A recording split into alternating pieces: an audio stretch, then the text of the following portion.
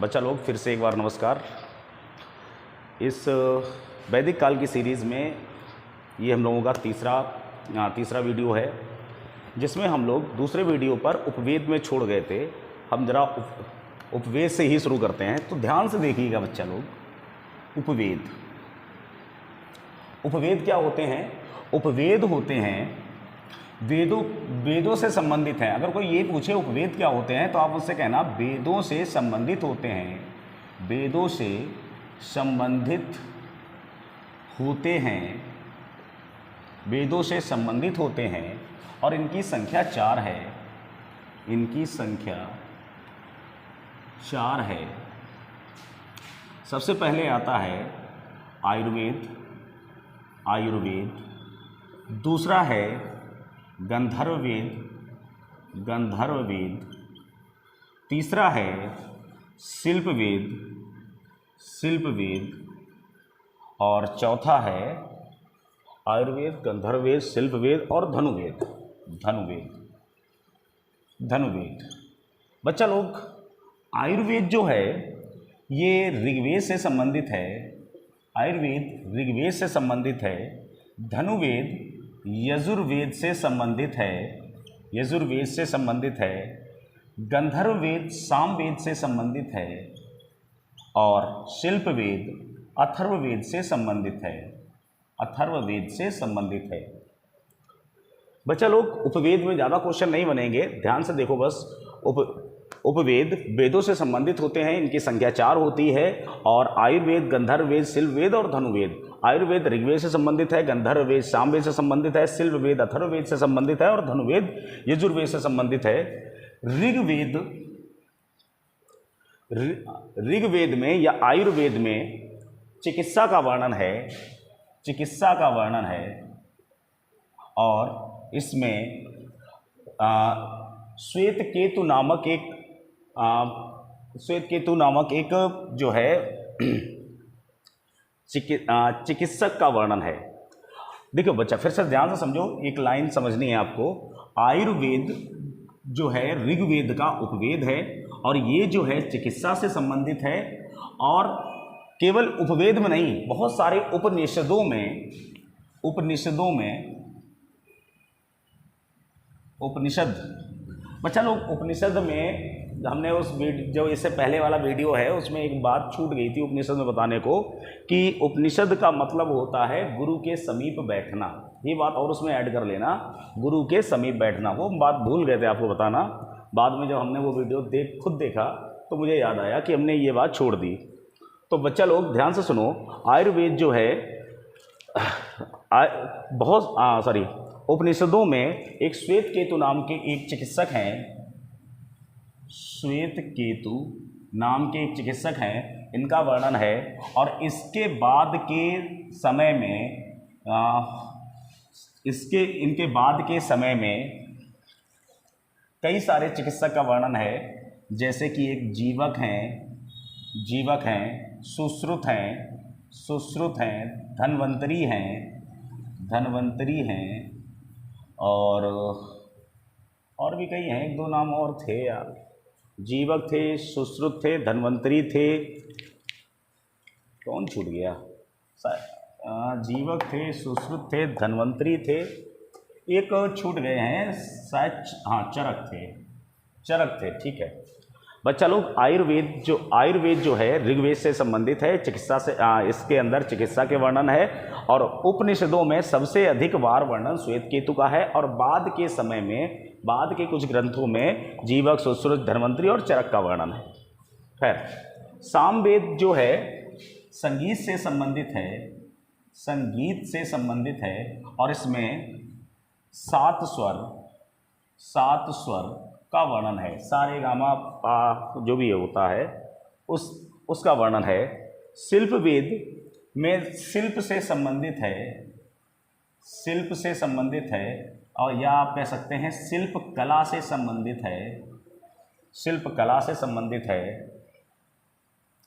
धनुवेद यजुर्वेद से संबंधित है। ये युद्ध से संबंधित है। इसमें युद्धों का वर्णन है। सर युद्ध का वर्णन नहीं है, युद्ध में प्रयोग होने वाली वस्तुओं का वर्णन है, और युद्ध में जो मंत्र युद्ध से पहले जो मंत्रों का उच्चारण होता है उन सभी से संबंधित है। युद्ध में प्रयोग होने वाले मंत्र, या जो है आप ये कह सकते हैं युद्ध शुरू होने से पहले जो अनुष्ठान होता था उन अनुष्ठानों में जो मंत्र उच्चारित होते थे उन मंत्रों से संबंधित है।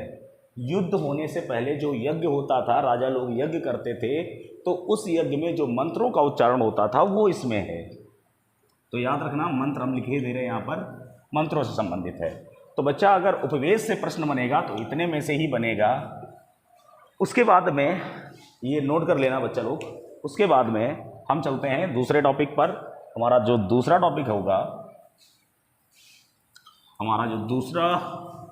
होगा वो होगा स्मृति ग्रंथ। हमारा जो दूसरा टॉपिक होगा स्मृति ग्रंथ। बच्चा लोग, स्मृति ग्रंथ क्या होता है? ये हिंदू समाज में या हिंदू धर्म में एक कानूनी ग्रंथ के रूप में प्रयोग में लिए जाते हैं। आप ऐसे लिख सकते हैं, हिंदू धर्म में कानूनी ग्रंथ के रूप में, कानूनी ग्रंथ के रूप में संज्ञा दी गई है, संज्ञा दी गई है। और एक बात और, ये स्मृति ग्रंथ जो हैं, सभी स्मृति ग्रंथ, सभी नहीं कह सकते, स्मृति ग्रंथ पद्य में लिखे गए हैं, पद्य में लिखे गए हैं। केवल एकमात्र ऐसा स्मृति ग्रंथ है जिसे हम विष्णु स्मृति कहते हैं, विष्णु स्मृति ग्रंथ। विष्णु स्मृति ग्रंथ एक ऐसा विशेष स्मृति ग्रंथ है जो गद्य में लिखा गया है, गद्य में लिखा गया, जो गद्य में लिखा गया। बच्चा लोग, स्मृति ग्रंथों में केवल ये स्मृति ग्रंथ की परिभाषा के तौर पे आपको इतना याद रखना है। बाकी स्मृति ग्रंथ में हमारे लिए दो आ जाएंगे, बहुत ज़्यादा विशेष हैं। एक तो मनुस्मृति और दूसरी याज्ञवल्क्य स्मृति जो है वो हमारे लिए बहुत ज़्यादा इम्पोर्टेंट है। तो इसको नोट कर लिया होगा आपने, अच्छी बात है। जल्दी से हम इसको साफ कर रहे हैं।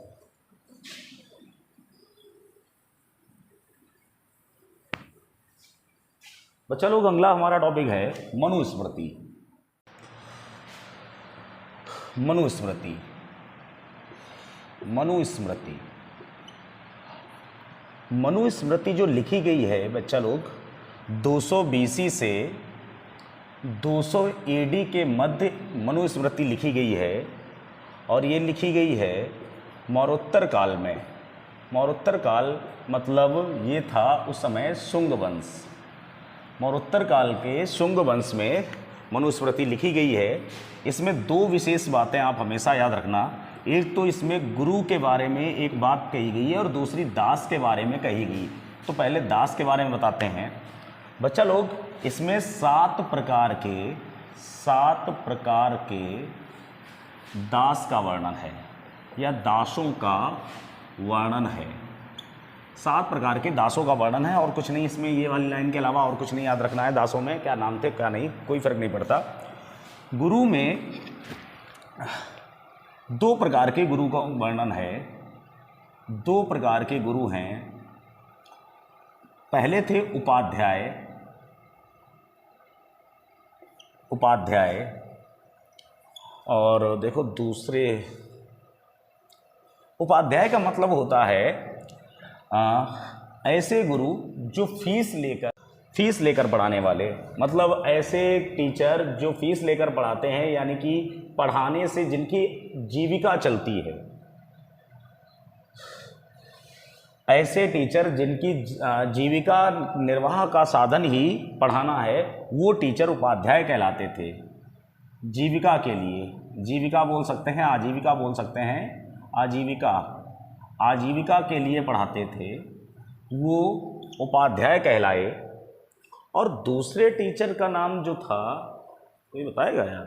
आचार्य, आचार्य। बच्चा लोग, दूसरे टीचर थे आचार्य, जो आजीविका के लिए नहीं पढ़ाते थे, वो केवल पढ़ाते थे, फीस नहीं लेते थे। तो मनुस्मृति में याद रखना 200 BC से 200 AD तक मौरोत्तर काल के शुंग वंश में इसको लिखा गया था। और ये मनुस्मृति है भारतीय कानून शास्त्र की प्रथम पुस्तक। अगर पूछी जाए भारतीय कानून शास्त्र की प्रथम पुस्तक, तो जो है मनुस्मृति जो है मानी जाती है। चलिए, उसके बाद में मनुस्मृति में कुछ मुद्राओं का वर्णन है। मुद्रा में सबसे पहले आती है सोने की मुद्रा। हम बच्चा एक बार चेक कर लें, सोने की है, एक चांदी की मुद्रा है, चांदी की एक नहीं है, 3 है, और 2-3 तांबे की हैं। चेक कर लें कि जो हमने लिखा है ये उसमें आ रहा है या नहीं आ रहा। बहुत बढ़िया आ रहा है, ठीक है। तो बच्चा लोग देखो, मनुस्मृति में जो सोने की मुद्रा थी उसका नाम था सुवर्ण। मनुस्मृति में जो सोने की मुद्रा थी उसका नाम था सुवर्ण। और ये 80 कृशाल की थी, या मान लो 150 ग्रेन, 150 ग्रेन के संबंधित थी। अब चांदी की कई सारी मुद्राएं थी, जैसे एक मासक मुद्रा थी, अंधेरा पड़ रहा होगा, मासक थी, मासक थी, और शतमान थी, शतमान थी, और एक कौन सी मासक थी, शतमान थी, और एक धरण, धारण नहीं, धरण थी, धरण, धरण, धरण नाम की मुद्रा थी, ये भी चांदी की थी। उसके बाद में तांबे की मुद्रा में 2 नाम आते हैं, वैसे है तो वो एक ही, करशापण, करशापण नाम की मुद्रा थी। और बच्चा लोग एक बात और याद रखना, करशापण को ही पढ़ कहा जाता था, पढ़ नाम की मुद्रा, पढ़ कहा जाता था। तो मनुस्मृति में बस बच्चा लोग इतना याद रखना, बाकी जो है इसमें क्या कहा गया था वो ज़्यादा डिटेल नहीं पढ़नी है। बाकी अभी जब हम लोग यज्ञवल्क्य के नारद स्मृति पढ़ेंगे तब उसमें बता देंगे कि इसमें क्या कहा गया था। मनुस्मृति 200 BC से 200 AD के मध्य लिखी गई, मौरोत्तर काल के शुंग वंश में लिखी गई। और इसमें जो है गुरुओं के 2 प्रकार के गुरु बताए गए, उपाध्याय और आचार्य। उपाध्याय ऐसे गुरु होते थे जो पढ़ाकर पैसा लेते थे, जिससे उनकी आजीविका या उनका घर चलता था। जैसे कि हम लोग जितने, है ना, बिल्कुल जितने टीचर इस समय पढ़ा रहे हैं सब आजीविका के लिए ही पढ़ा रहे हैं। चलिए ध्यान से सुनिए बच्चा लोग, कुछ टीचर हैं इंडिया में हैं जो आजीविका के लिए नहीं पढ़ा रहे, आचार्य हैं, वास्तव में वो आचार्य हैं। ध्यान से सुनिए वाला। दूसरे टीचर होते हैं आचार्य, जो पैसा नहीं लेते थे। दास 7 प्रकार के होते हैं, 7 प्रकार मतलब 7 प्रकार के दासों का वर्णन है। सोना, सॉरी ये सोना नहीं है, मुद्रा है, ये मुद्रा। तो ऋग्वेद में जो मुद्राएं थी वो सोने की और चांदी की, तांबे की बनी हुई थी। ऋग्वेद नहीं, फिर से गलत हो गया। मनुस्मृति में जो मुद्राओं का वर्णन है वो 3 प्रकार की धातुओं की बनी हुई है, सोने की, चांदी की और तांबे की। एक बात और याद रखना, मुद्राएं जो हैं, सोने की मुद्रा सुवर्ण कहलाई, ये 80 कृष्णाल की थी, या 150 ग्राम चांदी, 150 ग्राम सोने की थी। उसके बाद में चांदी की जो मुद्रा थी, मासक थी, शतमान, शतमान, शतमान, शतमान थी, और एक धारण नाम की मुद्रा थी। तांबे की मुद्रा करशापड़ थी और पढ़ थी। ठीक बात है। उसके बाद में बच्चा लोग हम लोग चलते हैं अगली स्मृति पर। अगली स्मृति जो है, अगली स्मृति होगी, अगली स्मृति जो है हमारी, सॉरी अगली स्मृति होगी यज्ञवल्क्य। ये क्या का बना है? यज्ञवल्क्य स्मृति। आ रहा है लेंस में, ठीक है, वेरी गुड। यज्ञवल्क्य। अब बच्चा यज्ञवल्क्य जो स्मृति है, इसमें 3 बातों पर बहुत ज़्यादा फोकस किया गया है। बच्चा लोग थोड़ा सा 1 मिनट, इसमें 3 बातों पर बहुत फोकस किया गया है। सबसे पहले मनुस्मृति में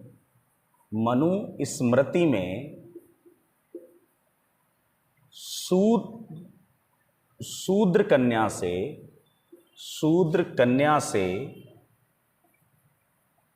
विवाह करने की अनुमति दी गई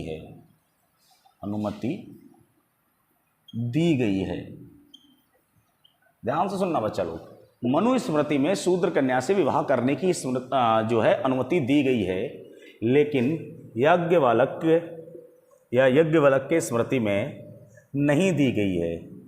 तो हम यहाँ पर लिखे दे रहे हैं यज्ञवल्क्य स्मृति में नहीं दी गई। दूसरा, मनुस्मृति में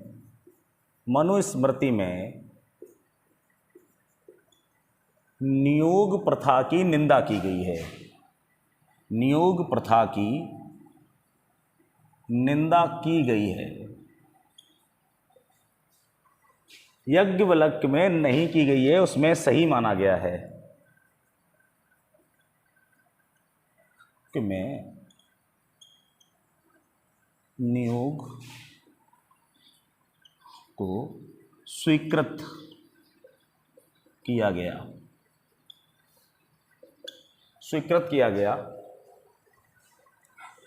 फिर आती है एक, मनुस्मृति में धूर्त को, मनुस्मृति में याद रखना, मनुस्मृति में धूर्त क्रिया को, धूर्त मतलब जुआ को गलत बताया गया है, गलत माना गया, परंतु यज्ञवल्क्य में सही माना गया है। याद रखना बच्चा,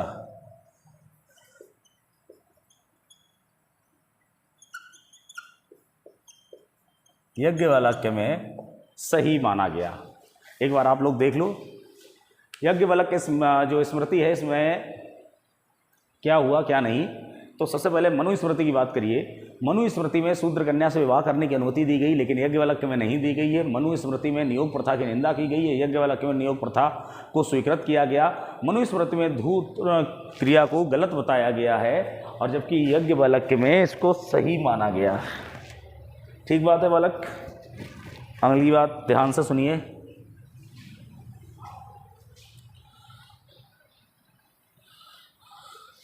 ये हो गया। फिर आ जाती है हमारी नारद स्मृति। नारद स्मृति ये आखिरी स्मृति है, इसके बाद नहीं पढ़ेंगे स्मृतियों में। तो नारद स्मृति में कुछ ज़्यादा नहीं दिया गया है। नारद स्मृति में क्या पूछेगा? नारद स्मृति में एक तो नियोग प्रथा को सही माना गया है, नियोग को सही माना गया, नियोग को सही माना गया।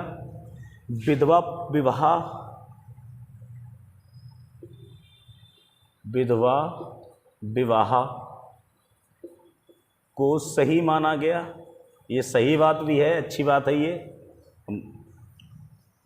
उसके बाद में धूर्त को सही माना गया, धूर्त क्रिया को सही माना गया, सही माना गया।